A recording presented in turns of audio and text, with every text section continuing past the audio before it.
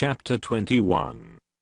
If one be found slain in the land which the Lord thy God giveth thee to possess it, lying in the field, and it be not known who hath slain him, then thy elders and thy judges shall come forth, and they shall measure unto the cities which are round about him that is slain.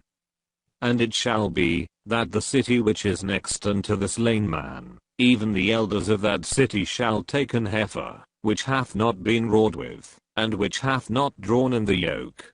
And the elders of that city shall bring down the heifer unto a rough valley, which is neither reared nor sown, and shall strike off the heifer's neck there in the valley. And the priests the sons of Levi shall come near, for them the Lord thy God hath chosen to minister unto him, and to bless in the name of the Lord, and by their word shall every controversy, and every stroke be tried. And all the elders of that city, that are next unto the slain man, shall wash their hands over the heifer, that is beheaded in the valley. And they shall answer and say, Our hands have not shed this blood, neither have our eyes seen it. Be merciful, O Lord, unto thy people Israel, whom thou hast redeemed, and lay not innocent blood unto thy people of Israel's charge. And the blood shall be forgiven them. So shalt thou put away the guilt of innocent blood from among you, when thou shalt do that which is right in the sight of the Lord.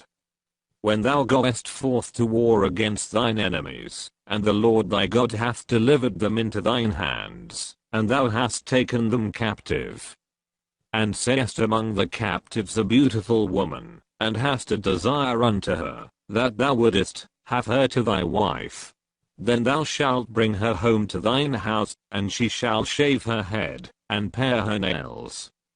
And she shall put the raiment of her captivity from off her, and shall remain in thine house, and bewail her father and her mother a full month and after, that thou shalt go in unto her, and be her husband, and she shall be thy wife.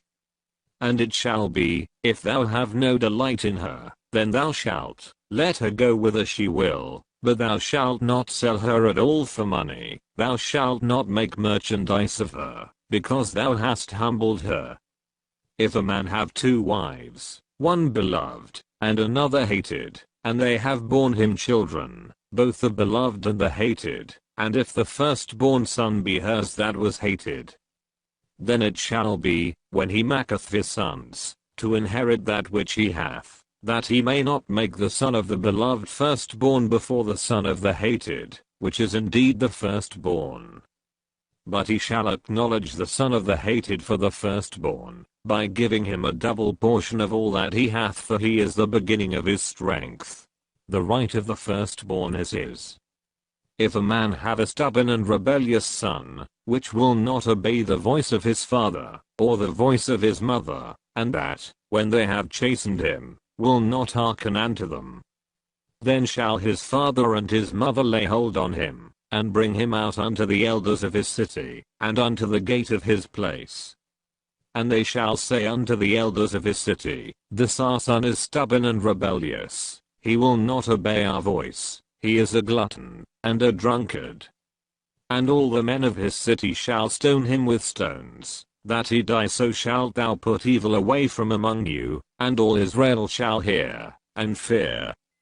And if a man have committed a sin worthy of death, and he be to be put to death, and thou hang him on a tree, his body shall not remain all night upon the tree, but thou shalt in any wise bury him that day, for he that is hanged is accursed of God, that thy land be not defiled, which the Lord thy God giveth thee for an inheritance.